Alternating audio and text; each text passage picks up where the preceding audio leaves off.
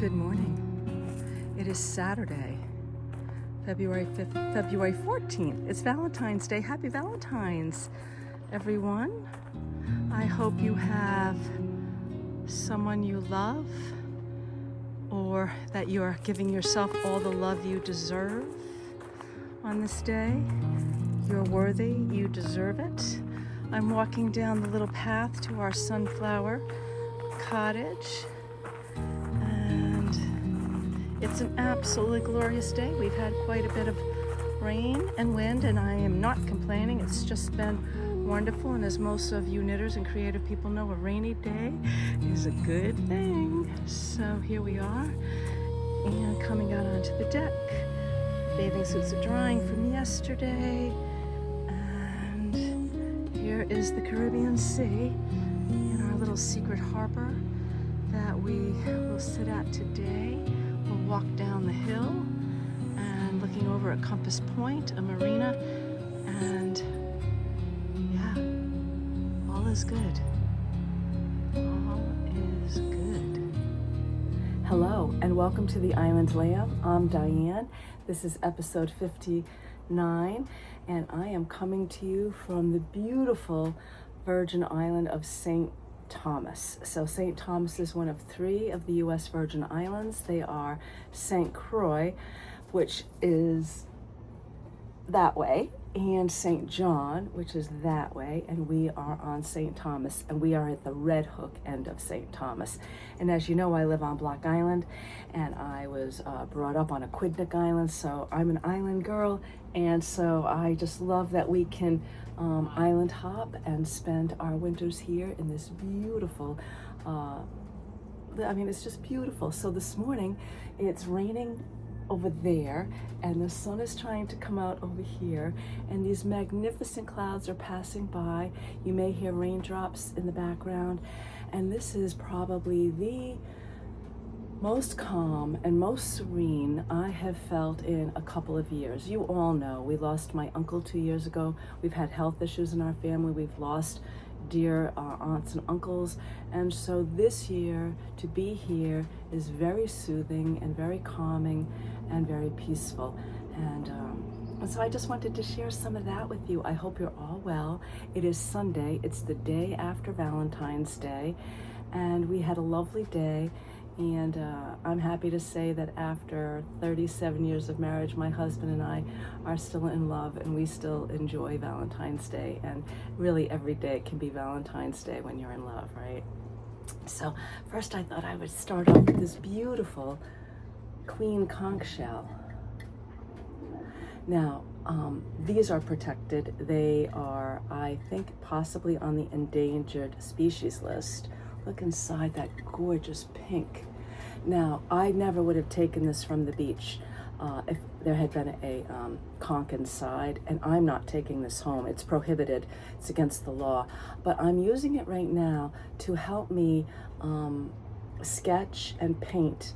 And I'm going to show you, I think, at the end of this podcast, and I'm going to say that I'm going to show you a lot of pictures. I think at the beginning and at the end.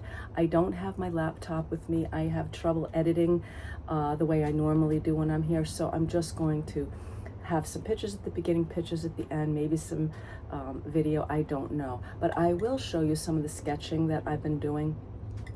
I started off just sketching with these, I love my Papermate gel pens, and I bring them here because I use them in my journal, and I just did an initial sketch with those just to try to get size and shape. And then I bought these fun watercolor pencils. I don't know if you've ever tried these, but I love this company. This company is Faber-Castell. These are made in Germany. I bought a 24-pack of the Gold Faber Aqua, and it's a pretty good range of colors. 24 is quite a few. It takes you from white to black. And so what's interesting about these is you can sketch with them dry, and then you can take a paintbrush with some water on it and move the pigment around, or you can put water on the paper and then sketch into that water and move the pigment around that way, or you can dip the tip into water and get a really darker version of the pigment. So you can kind of do this 3 different ways. I'm still learning, I'm still playing. I will show you what I've done so far.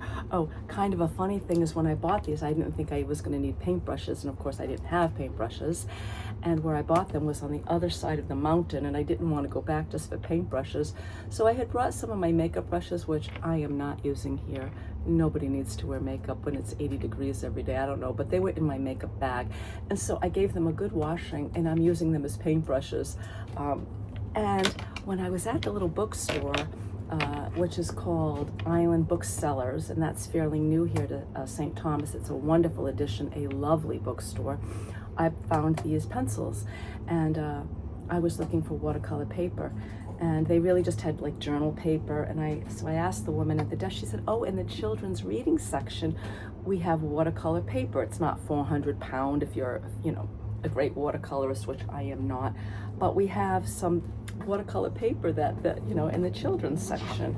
So I've just been doing some studies of my shell, and I mean, I'm trying to figure out how to use the watercolor pencils. And my goal here is, and I'm going to show a picture at the end, my uncle, the one who did that beautiful painting that's in my dining room, gave me, or maybe I purchased it at one of his shows, I don't recall, a beautiful watercolor of a shell, and it's matted and framed, and it's hanging in my upstairs bathroom.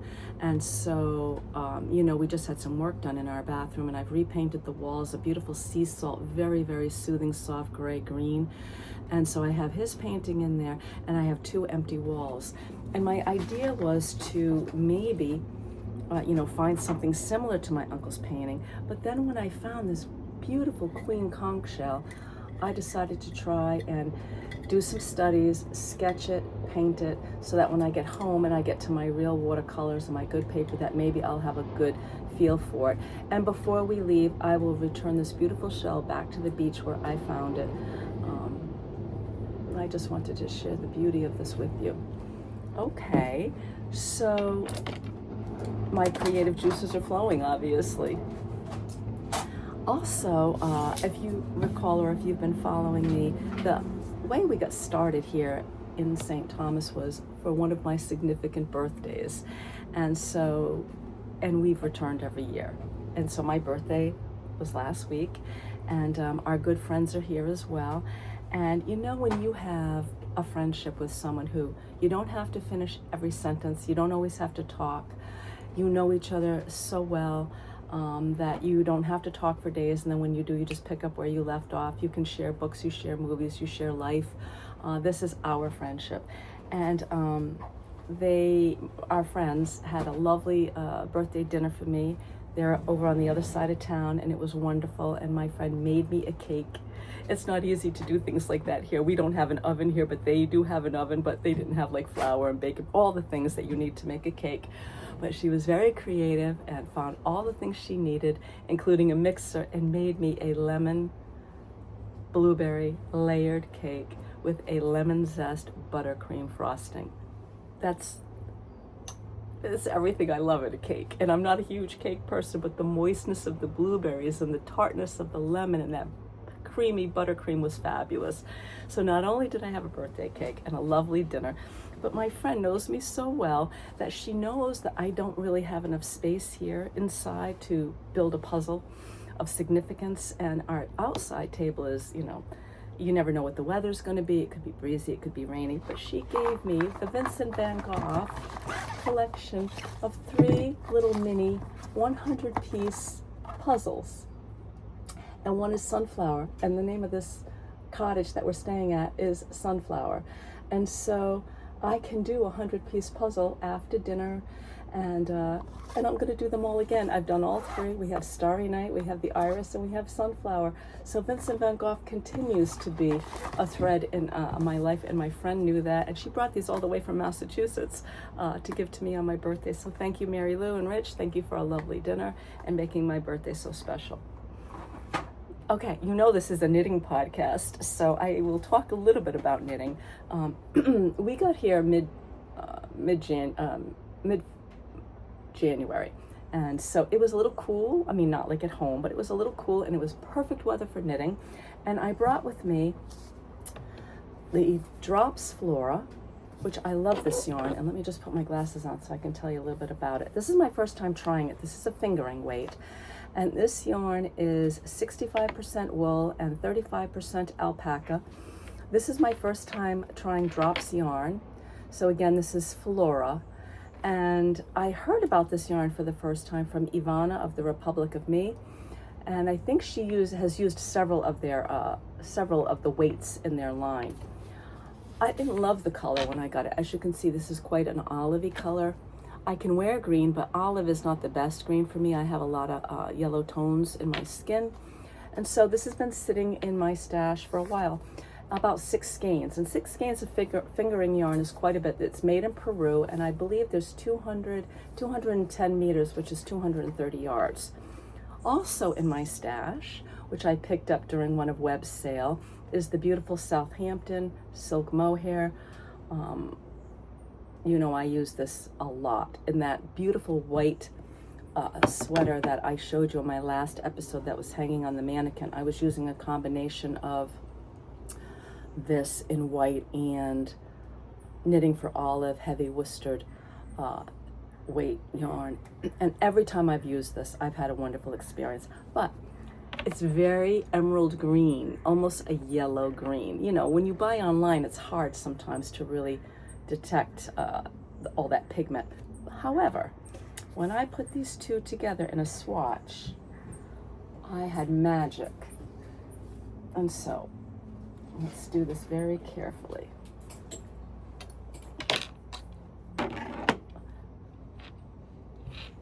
We have, I don't know if you're going to get the full, but you'll know, you're going to see this again when I get home, because it's not finished. Of course, it hasn't been blocked.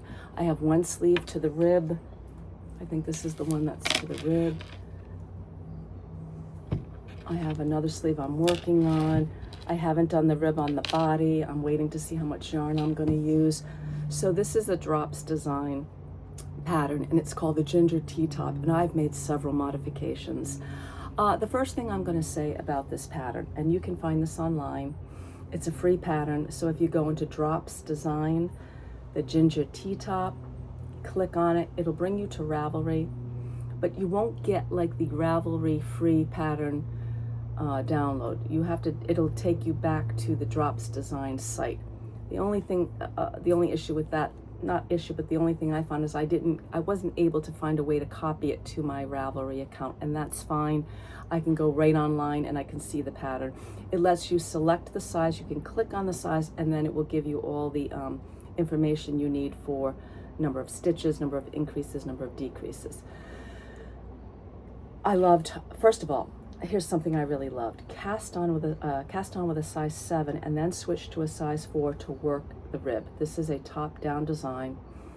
Once you get the rib on, you're going to then switch back to the size 7, and you're going to work the raglans. I wasn't the only one who had a little difficulty with this. I think it may have something to do with the translation. I did go on to Ravelry, and I saw a lot of people were like, whoa, wait a minute, what is going on? There were a lot of numbers to keep track of, because you're increasing inside the raglan for the sleeve at one rate, you're increasing inside the raglan of the front and the back at another rate, and that rate changes. As you get closer to the armhole, it changes. So you're managing 3 sets of increases inside and outside of the raglan. And I was having a hard time keeping those together. You know, that was a lot of numbers for me to manage with dyslexia. And I kind of mentioned it out loud to my husband, and I said, you know what I think I'm going to do is I'm going to go back to the pattern. I'm going to rip out. I had to rip out because I knew I was off somewhere. I ripped out to the rib, and I wrote the pattern out so that I could understand it. I kind of wrote inside the sleeve, outside the sleeve. And my husband's idea was to put different colored markers in the front and the back, aside from the markers delineating where the raglans were. Because when you're on the small part, before you get to the sleeve, I couldn't tell, am I on the sleeve? Am I on the front? Am I on the back? Where am I? And that made a big difference. I brought those little markers that you can just slip in and slip out easily. And so I knew where I was. And by rewriting sleeve on one little section, inside the front, inside the back, I was able to get through it. So the modifications I made is I made the rib a little shorter. This is supposed to be a short sleeve. I wanted a long sleeve. I thought I was going to do a 3/4 sleeve, but the yarn is so beautiful, I just wanted to keep going. So I made the long sleeve, which meant I had to continue with the decreases. So the decreases for the sleeve start pretty quickly, and I just kept going until I liked how it felt. And I made a note of it so I could do the same thing on the other side. And so what I did is I put a little marker again, so I knew when I was finished, where the decreases would finish, that I had gone on to the straight away. It's beautiful. I think it's a little tricky initially. I'm not the only one, so go into Ravelry and take a look at the Ginger Tea Top by Drops Design. It's a free pattern, so you know you can't really complain that much. I'm sure there was something in translation, or maybe it's because of my dyslexia, but I had to kind of work out my own way. Once you get past the sleeve, the body is just, you're just knitting in the round, and it's pure heaven, especially using these two yarns together. I've tried it on. I love the fit. It's a nice close fit, but there's a lot of give, and I wanted the sleeves to have a nice close fit as well. And I may wear this home if the weather is still cold when I get back, or you know, to fly in, I may wear this. I brought my project in this beautiful bag, which was part of the advent from the Mermaid's Pearl, and it just seems so apropos to have that here. The mermaid, she's knitting, we're seeing the moon and the stars and the constellations and looking out at the sea. We've got a little seahorse, and we've got fish and a clam, and it just seems to really make me happy knitting out of this bag. Okay, so let's see, what else did I want to share with you? I feel like this is kind of going fast. Oh, of course, I wanted to talk a little bit about simple abundance and our mantra for the year. And I mentioned this in the last episode, which would have been right after New Year's, and I said that my husband and I had come up with a mantra and some words to help guide us through 2026. And if you recall, they were savor every moment, savor everything, whether it be, you know, painting and sketching and drawing really makes you slow down and look. You know, every time I sketch this, I see something else. I'm looking at the same shell over and over, but I see something else. Oh, that's going on, or that color. So savoring everything you're doing, whether it be cooking or eating or just enjoying a butterfly, or the bumblebees here are enormous. You know, just marvel at their ability to even fly that big. Be mindful, you know, mindful of what you're doing. I saw a good quote this morning. Somebody wrote, you know, when Buddha was asked, where does, Dave, what was the word? Oh, goodness, I lost the word. Where does suffering come? Where does suffering come? Of course, illness. I mean, we know all the reasons we can suffer. But Buddha said suffering is when you think about something that hasn't happened twice. So you know how we worry, oh, am I going to catch the flight? Am I going to get, how are my test results going to be? What's going to go on? Suffering from the Buddha's perspective is when we are thinking about something that hasn't happened and probably isn't going to happen twice. We relive something that hasn't happened in our mind twice. So when I was thinking about mindfulness and what I wanted to talk about this morning, I was thinking about, so if we're in the present moment, then we have less of an opportunity to go back, to go forward, and think about something that hasn't happened, and then create drama and suffering in our own mind over something that may never even happen. So mindful. Love yourself, love your family, love your friends, love what you're doing. If you don't love what you're doing, don't do it.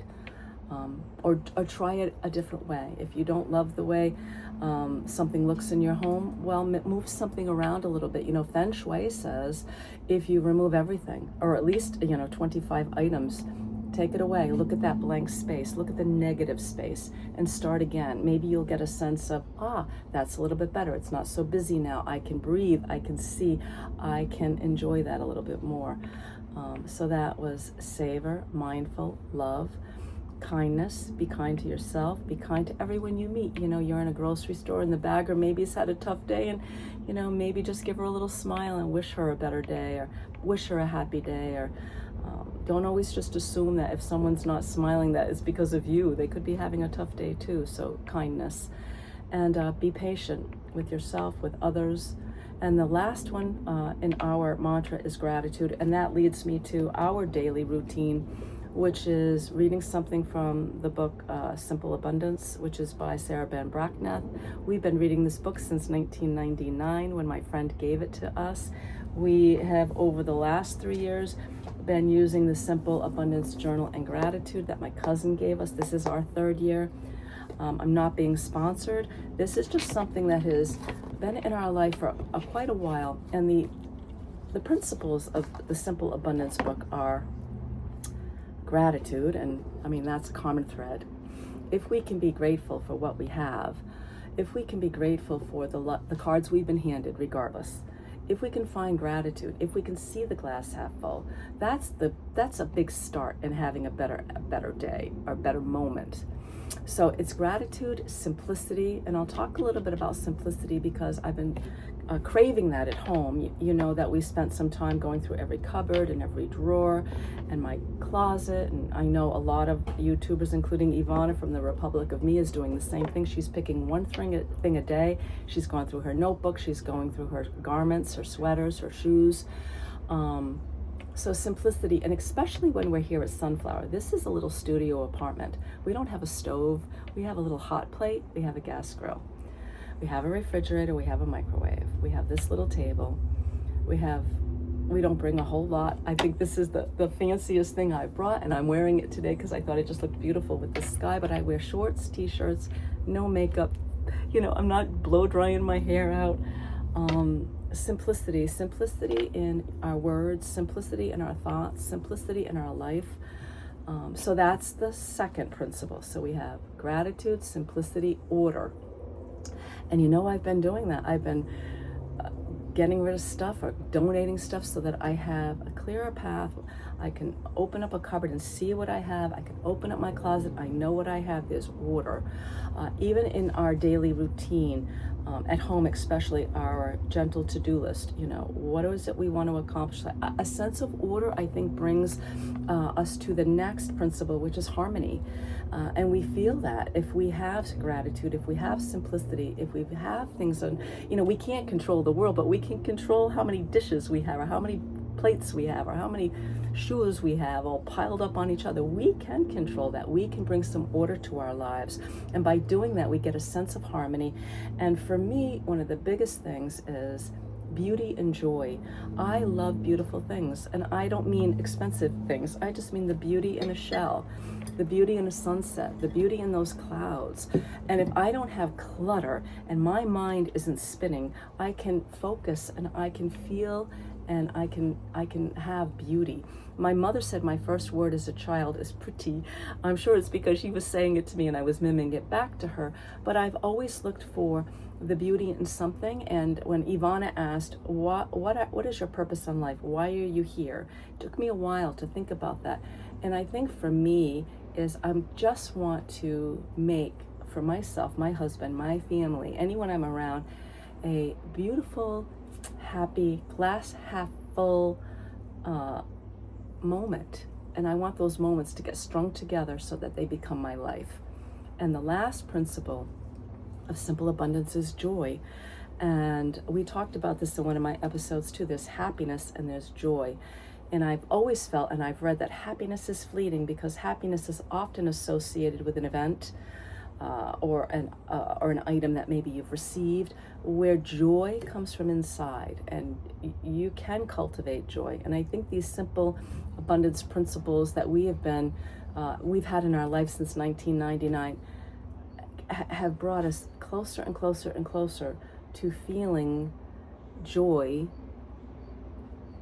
even in hard times, even in the unknown, even if you're in a hospital room or sitting in an airport waiting for a flight.